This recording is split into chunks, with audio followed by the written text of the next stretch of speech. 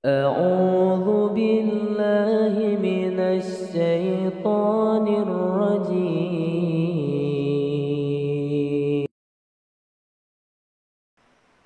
Ibnu Qayyim rahimahullah Al-Jauzi mengangkat kisah tentang Abi Qudamah, ya.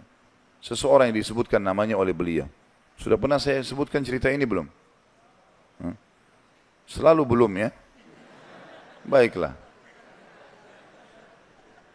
Abi Qudamah, kata Ibnu Jauzi, adalah seseorang yang suka berjihad. Di zaman dulu, zaman tabi'in, suka berjihad, berperang. Dan dia selalu memotivasi orang untuk berjihad. Ditanya di salah satu masjid itu, dia lagi pulang dari jihad, pengalaman apa yang paling berkesan bagi anda di kancah peperangan jihad? Dia bilang, kisah seorang anak muda yang bertemu bidadari. Maka orang tanya, seperti apa ceritanya? Dia bilang, satu waktu saya pulang ke negeri saya, di kotanya. Kemudian saya motivasi orang untuk berperang, berjihad. Disampaikanlah motivasi, ayat-ayat, hadis, kisah-kisah nyata. Sampai orang-orang pada termotivasi untuk berjihad. Dia bilang, setelah selesai saya pulang, besok saya ingin bentuk pasukan, bergabung dengan pasukan muslimin untuk berjihad. Ya. Waktu saya pulang ke rumah, dia bilang tiba-tiba ada suara perempuan depan pintu. Memanggil, wahai Abi Qudamah, Abi Qudamah. Dia bilang, saya baca, a'udzubillahi minasyaitonirrajim. Jangan sampai ini godaan syaitan. Perempuan malam-malam memanggil-manggil depan rumah. Dia enggak bilang, saya enggak mau buka pintu.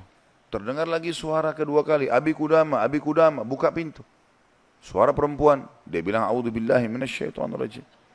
Saya enggak mau buka ini, takut jadi fitnah, gitu kan. Terus perempuan itu rupanya nyaut depan pintu. Dia bilang, wahai Abi Qudamah, bukankah anda yang memotivasi kami berjihad? Dan saya terpengaruh dengan itu. Saya ingin menyumbang sesuatu. Bukalah pintunya. Dia bilang, saya dengar orang ini mau nyumbang hubungan dengan jihad, saya buka pintu. Perempuan itu rupanya bercadar. Dia bilang, pada saat saya buka pintu dan di hadapan saya tahu kalau orang ini, kalau tidak pakai cadar, luar biasa Allah berikan kelebihan fisiknya. Terlihat. Wanita ini punya kecantikan tapi dia tutup auratnya. Lalu saya alihkan pandangan saya dan saya katakan, apa yang akan engkau sumbang ibu? Dia bilang, sesuatu yang paling indah dari tubuh saya, hai Abi Qudamah, adalah rambut saya. Saya memiliki rambut yang sangat bagus dan panjang. Maka saya sudah memotongnya dan saya sudah membentuknya supaya menjadi tali kekangan kuda. Maka saya minta agar rambut saya ini engkau jadikan tali kekangan kudamu, agar minimal rambutku ikut berperang. Abi Qudamah bilang, saya heran dengan imannya ibu ini. Luar biasa ini. Gak pernah ada orang terfikir seperti itu. Rambutnya panjang, lebat, tebal, dipotong, lalu dibuat sedemikian rupa sehingga bisa menjadi tali kekangan kuda. Gitu. Pakailah ini Abi Qudamah. Abi Qudamah bilang, baiklah, diambil. Pada saat sudah diambil, Abi Qudamah mau tutup pintu, dia bilang, sebentar, masih ada satu lagi Abi Qudamah. Dia bilang apa? Suami saya mati syahid. Dan semoga Allah terima, semoga juga kami disatukan di surga. Dan dia mewariskan seorang anak laki-laki yang mirip seperti dia. Maksudnya keimanannya, kefisiknya, segala macam. Saya harap anda tidak menolak anak saya besok ikut berjihad. Kata Abi Qudamah, baiklah. Tutup pintu, besok pagi habis sholat subuh, habis syuruk, menjelang duha, berkumpullah orang-orang yang mau ikut jihad untuk bergabung dengan pasukan muslimin.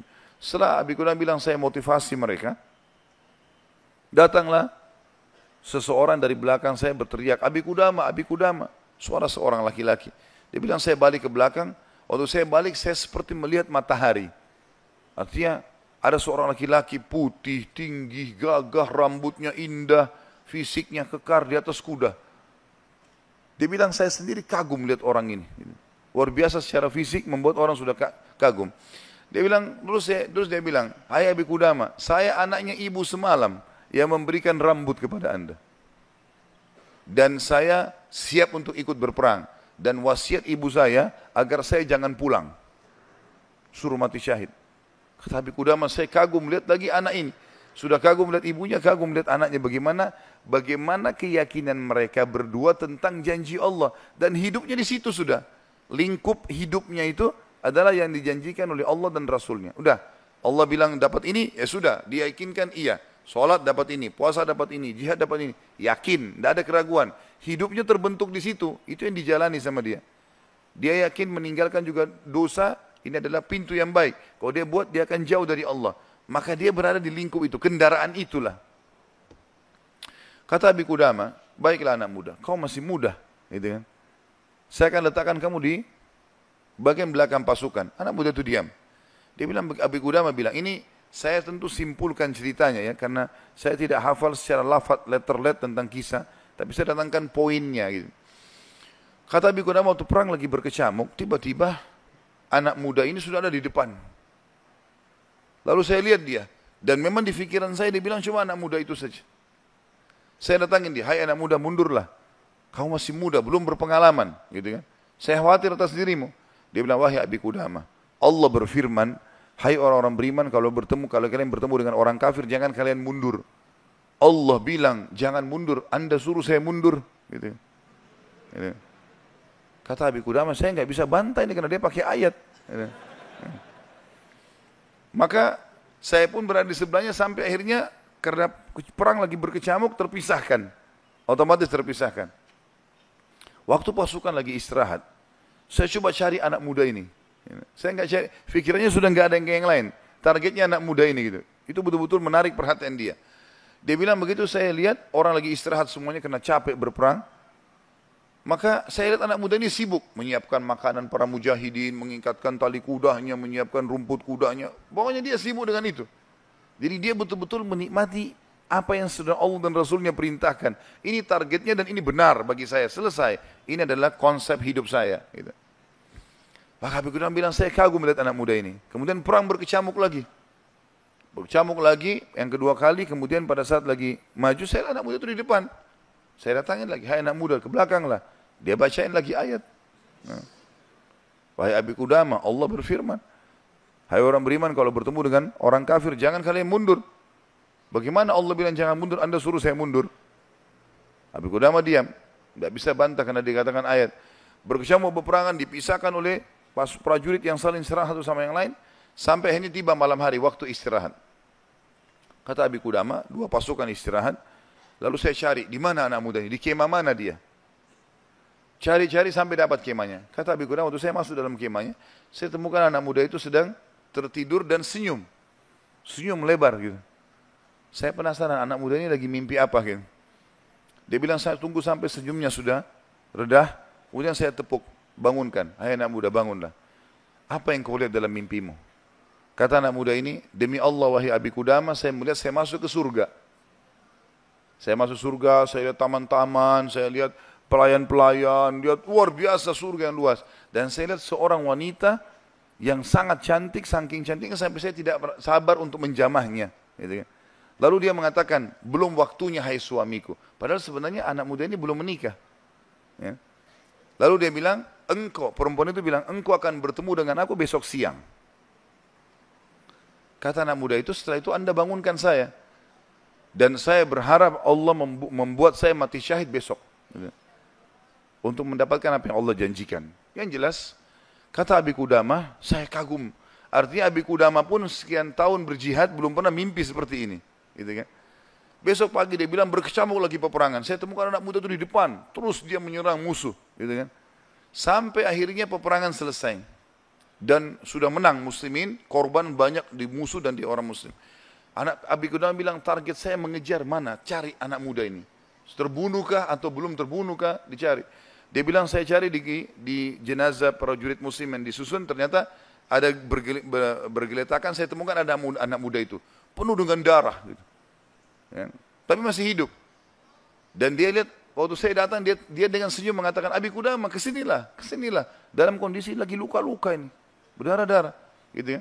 Kata Abi Qudamah, saya pun datang. Apa beritamu hai anak muda? Dia bilang, hai Abi Qudamah, kalau kau pulang nanti ke kampung kita, ke negeri kita, sampaikan ke ibu saya salam dan bilang impian beliau sudah terkabulkan. Artinya saya akan menyusul ayah saya mati syahid. Lalu pesannya ini luar biasa. Dia bilang apa? Wahai Abi Qudamah, apa kau ingat kisah tadi malam bidadari dalam mimpi saya? Kata Abi Qudamah, iya. Sekarang ada di sebelah saya. Sedang senyum dan menunggu ruh saya keluar. Lalu dia akan membawa saya ke surga. Lalu kata Abi Qudamah, orang itu pun meninggal dunia. Dalam kondisi dia tersenyum, gitu kan. Maka Abi Qudamah bilang, saya menangis, gak bisa menahan melihat luar biasanya. Ibunya luar biasa, anak muda ini luar biasa. 17 tahun, punya kelebihan fisik yang mungkin tadi saya bilang, kebanyakan kita di Indonesia dihabiskan pada hal yang foya-foya, coba-coba kemaksiatan. Ini semua omong kosong nih, dari syaitan, bukan begitu. Anak muda ini dididik oleh ibunya untuk targetnya surga. Bagaimana berperang mati syahid, seperti itulah. Kata Abi Qudamah, saya pun menguburnya.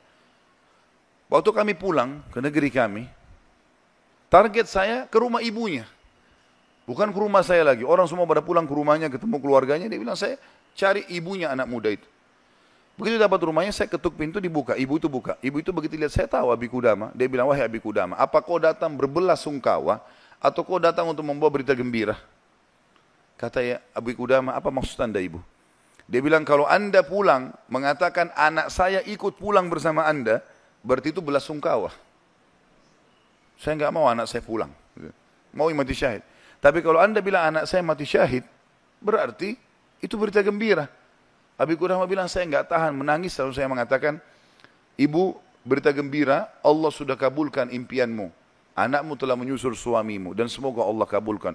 Ibu itu menangis, sujud syukur kepada Allah gara-gara berhasil anaknya menjalankan perintah Allah. Ini yang banyak luput dari kita nih. Kita malah bangga kalau anak kita yang cantik keluar dengan telanjang sana sini, terbuka auratnya, atau mungkin meninggalkan pesantren dan sekolah di sekolah yang tidak ada pendidikan agamanya, atau keluar ke negara-negara kafir yang akhirnya mereka terdidik dengan hal-hal yang tidak baik, hanya karena bangga dengan urusan dunia, bukan bangga dengan urusan akhiratnya. Padahal itu tanggung jawab kita, gitu kan? Ada satu anak muda di Yaman, kisah nyata terjadi. Dia hafal Quran dan waktu itu umurnya mencapai 23 tahun. Dan ini kisah sempat menghebohkan Timur Tengah. Ini tentang masalah dahsyatnya doa. Pada saat itu ikhwas sekalian dan akhwat, dia bilang sama orang tuanya, sama ayahnya, ayah, saya kayaknya merasa ingin menikah. Ayahnya ini setiap kali dia minta nikah pasti dibatalkan.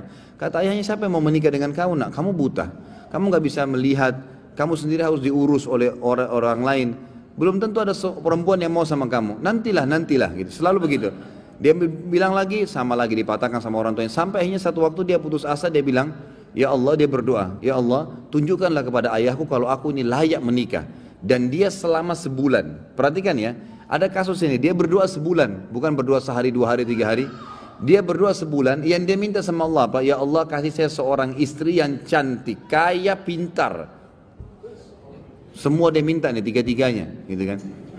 Pokoknya cantik, kaya, pintar, gitu kan. Dia berdoa sebulan, terus dia berdoa sebulan.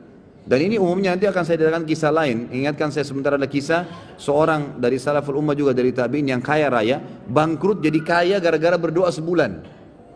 Memang ada batas waktu seperti itu ya. Kadang-kadang kena tergantung bobot permintaan. Maka dia berdoa sebulan. Subhanallah, di malam yang ke-20, di malam yang ke-30 dari doanya, setiap malam dia berdoa di tahajud, artinya pas hari 29 dia berdoa. Karena memang Nabi SAW menekankan 1 bulan itu 29 hari, gitu kan? Makanya Hijriah kebanyakan 29 hari.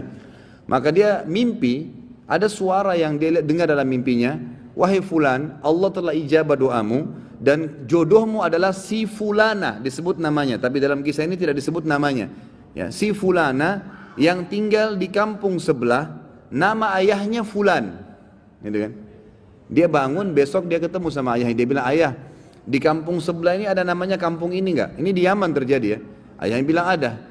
Ada si anaknya yang buta ini, ada enggak seorang di sana laki-laki bernama fulan, namanya ayah perempuan ini?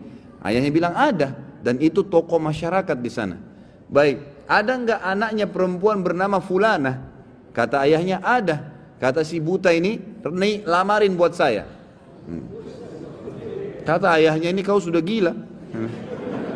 Sedangkan minta orang yang biasa saja belum tentu diterima, apalagi minta anak pejabat kaya, dan itu terkenal cantik, terkenal kisahnya banyak nolak laki-laki.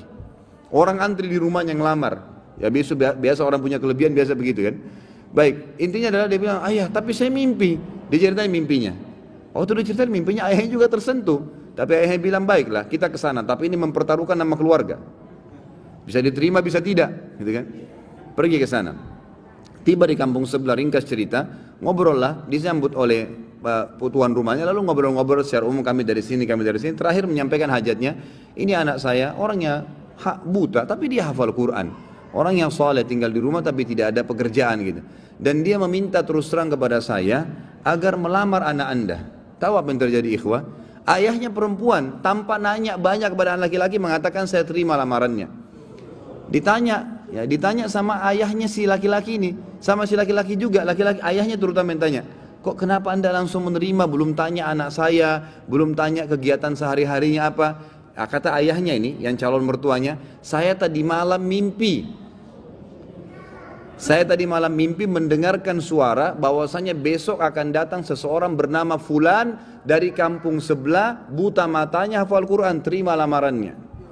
Mimpi nih, kan itu.